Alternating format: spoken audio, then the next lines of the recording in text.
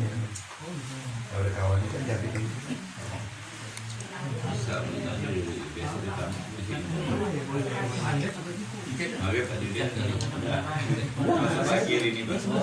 Bisa foto-foto di mana itu? Besok batunya. Kopos mati. Tak potong sini.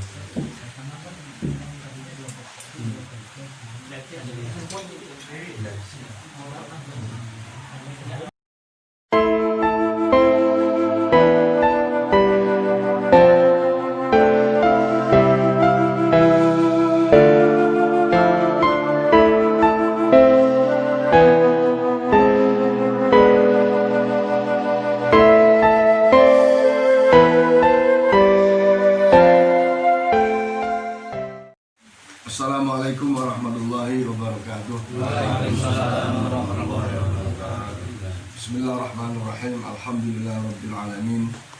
Wa bihi nasta'in ala umuri dunya waddin. Wassalatu wassalamu ala asrafil anbiya wal mursalin. Sayyidina wa habibina wa syafi'ina wa maulana Muhammadin sallallahu alaihi wasallam ajma'in. Qala Allah Ta'ala ya ayyuhalladzina amanu taqullaha haqqa tuqatih wa la tamutunna illa wa antum muslimun. Amma ba'du, hadirin Bapak-bapak yang insyaallah senantiasa dirahmati dan diridhoi Allah. Wabil khusus keluarga besar Pak Mahlus. Alhamdulillah wa syukurillah kita masih diberikan nikmat sehat oleh Allah Subhanahu wa taala dan nikmat kesempatan untuk bisa berbuat amal baik, amal soleh.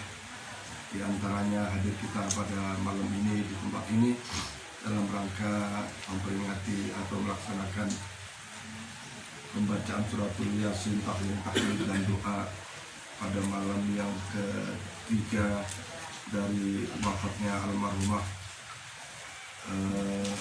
Ibu Nurian binti Husin. Mudah-mudahan kehadiran kita semua mendapatkan ganjaran pahala dari Allah Subhanahu wa taala. Kita dapat melaksanakan hajat sahibul musibah, membaca Quran, surat Yasin, tahlil, tahmid dan doa.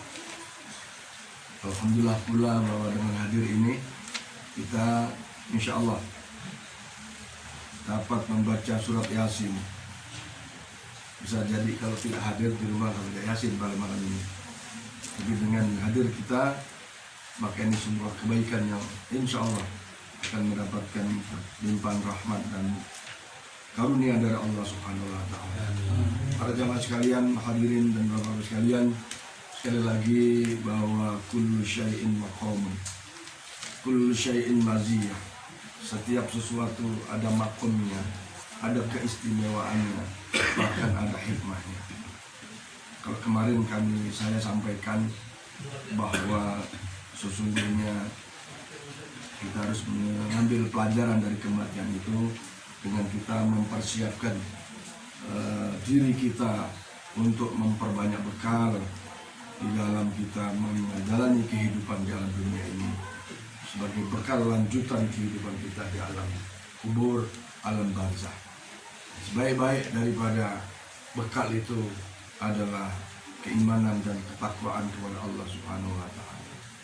Ciri ketakwaan itu menurut Sayyidina Ali karramallahu wajhah, setidaknya ada 3 hal yang harus kita perhatikan manakala kita tergolong orang-orang yang bertakwa.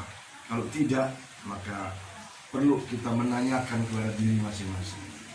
Yang pertama, orang bertakwa itu senantiasa ada khasyah, ada rasa takut kepada Allah Subhanahu wa taala. Tidak sholat takut, takut diazab, takut tersiksa, takut namanya juga melanggar perintah. Ya. Melanggar perintah majikan aja ada sanksinya. Melanggar perintah atasan ada sanksinya.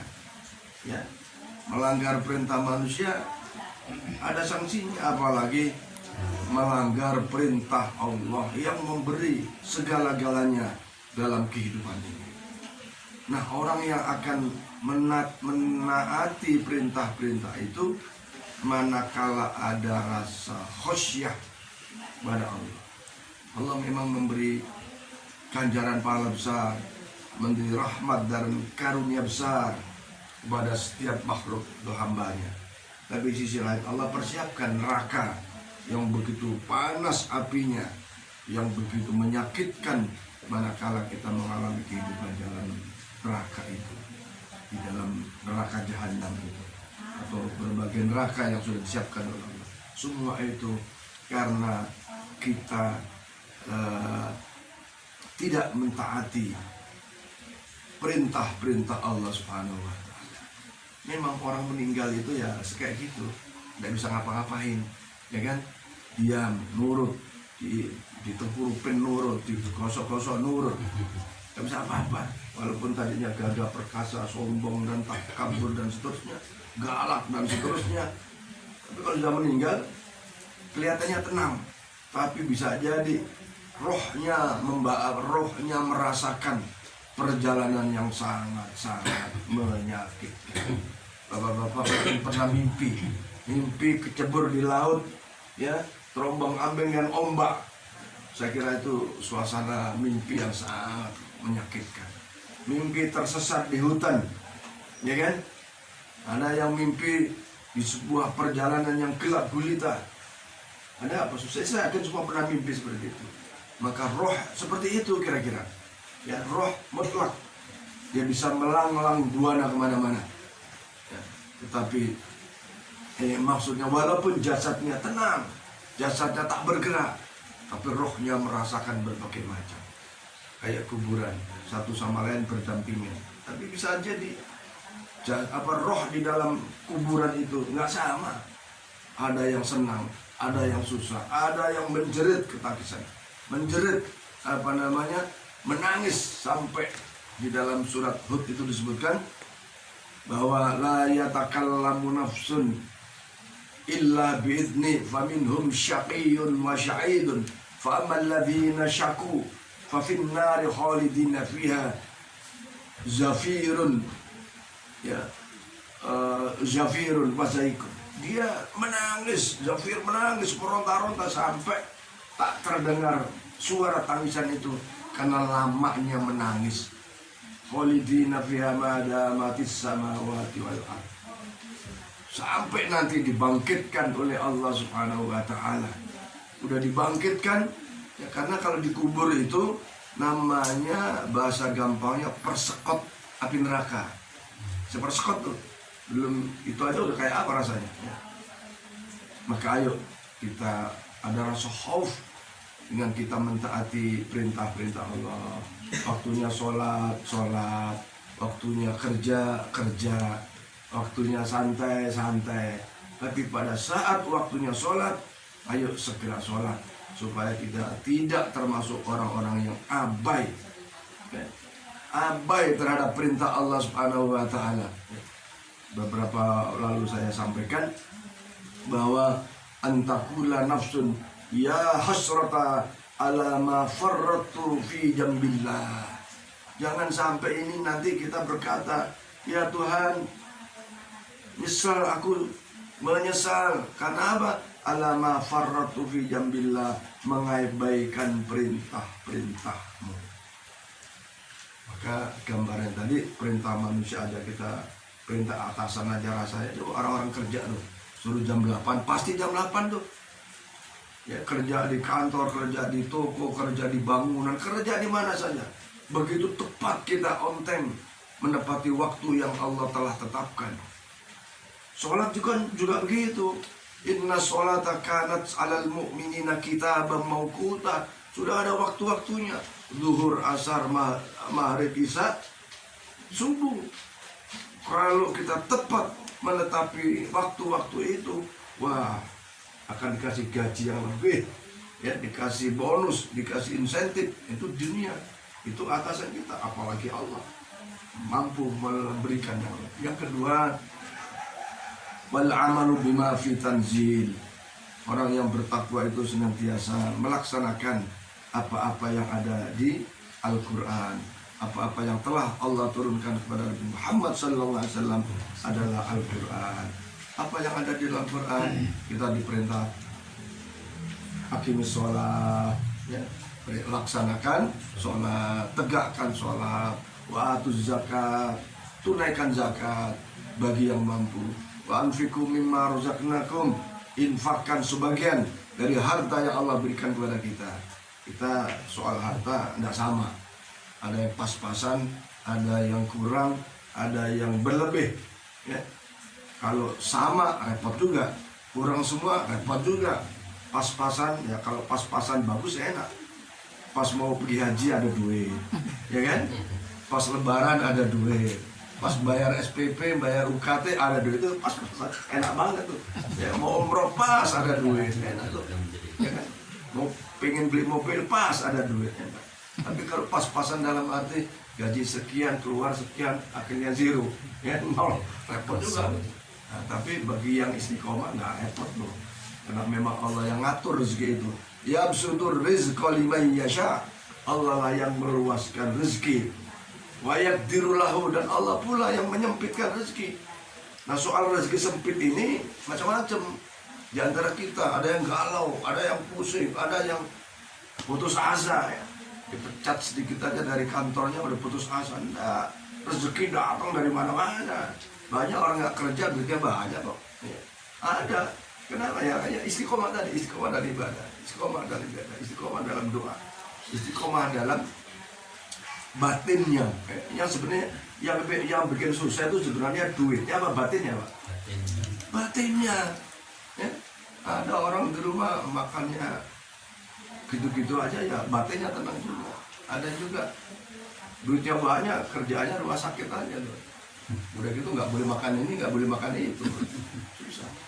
Maka Quran ini menjadi satu acuan dalam kita menjadi orang. Nah, saya sampaikan tadi itu, hari ini TPA Masjid Darussalam menseleksi dari anak-anak kita semua. Dari 38 anak-anak itu ternyata lebih dari 23 itu masih kelas Iqra. Padahal usianya sudah SD kelas 3, kelas 4. Levelnya masih Iqra tuh. Dan Iqra-nya pun Masya Allah. Kalau Iqra 6 sudah hampir khatam ya. Kemudian 23 yang Iqra-nya pun kelas awal gitu ya. Kemudian yang baca Quran 16. Artinya yang sudah bisa baca Quran besar itu 16. Dari 16 itu 10 tuh yang masih gak jelas gitu bahasanya. Nah, yang 6 saya alhamdulillah. Maka ini ya anak-anak warga muslim komplek di Bandara. Ya ayo, mumpung ada waktu kita untuk melaksanakan amanah Allah terhadap anak, maka jangan sampai anak kita tak bisa baca Quran. Ya, sedikitnya Fatihah dan seterusnya memang harus kita. Ada juga yang sudah hafal beberapa surat-surat juz 30 yang sudah levelnya agak ke atas. Sudah ada yang sebagian hafal surat An-Naba, Al-Bayyinah ya, kemarin ditampilkan itu luar biasa. Nah, itu bagian daripada orang tua yang sukses itu ciri-cirinya begitu. Al-Quran kita jaga. Yang terakhir, wal istidadu ila yaumil rahil. Ciri orang bertakwa itu senantiasa mempersiapkan dirinya menanti saatnya berangkat inna lillahi wa inna ilaihi raji'un. Nah, yang berangkat itu bukan cuma yang sakit, Pak. Yang berangkat bukan yang umur 70 80 tahun. Yang kecil juga ada yang berangkat. Anak Pak Sugianto ini masih berapa hari ya? Meninggal ada. Yang remaja meninggal banyak. Yang setengah tua juga banyak juga. Ada yang udah sakit-sakitan, udah berangkat juga. Nah, maka yang muda pun ya, anak-anak yang mudanya ya namanya anak muda, ada malam-malam yang mungkin buat dia happy-happy.